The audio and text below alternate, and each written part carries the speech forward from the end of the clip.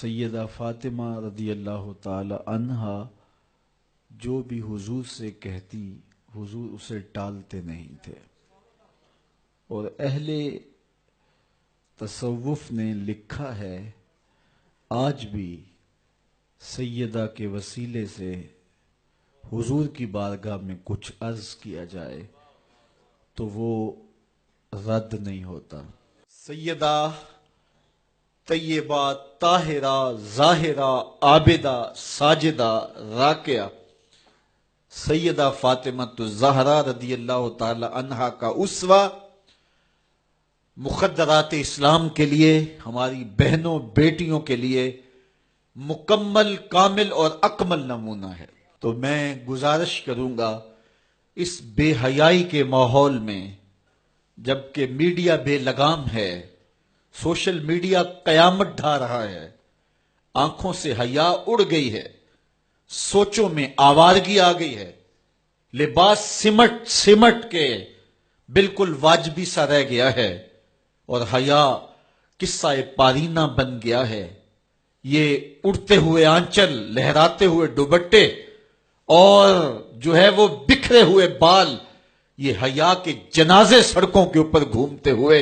اور بازاروں میں صنفی آزادی اور جنسی بے رہروی اور جو کچھ ہم دیکھ رہے ہیں، تو آج ہم سیدہ فاطمہ الزہرا کے کردار کو خضر راہ بنائیں۔ جب لبوں پہ قرآن کے نغمے ہو اور آٹا پیسا جا رہا ہو،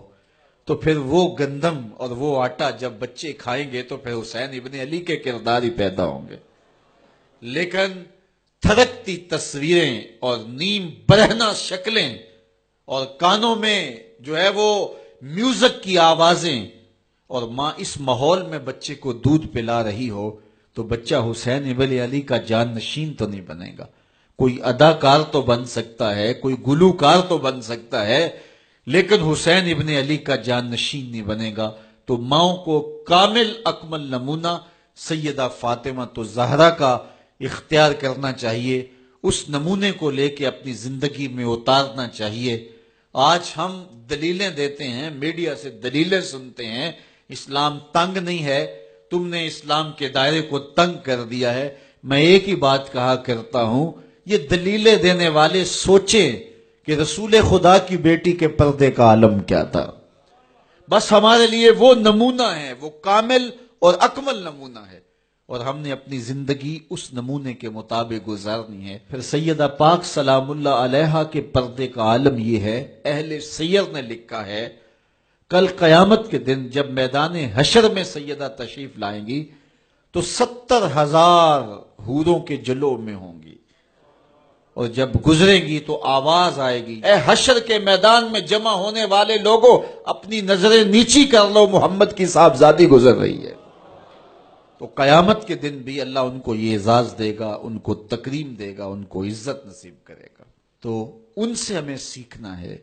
کہ انہوں نے اپنی ساری زندگی کیسے گزاری۔ آج کی عورت کہتی ہے کہ میں نہیں کر سکتی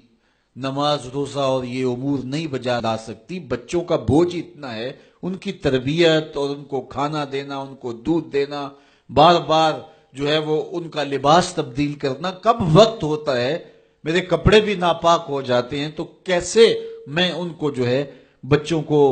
کروں اور اس کے بعد عبادات بھی وقت پہ کر سکوں؟ تو یہ بڑا مشکل ہے۔ وہ حضرت سیدہ کو دیکھیں کہ آپ اپنے کندھوں پہ مشکیزہ بھی اٹھا کے لاتی ہیں، چکی بھی پیستی ہیں،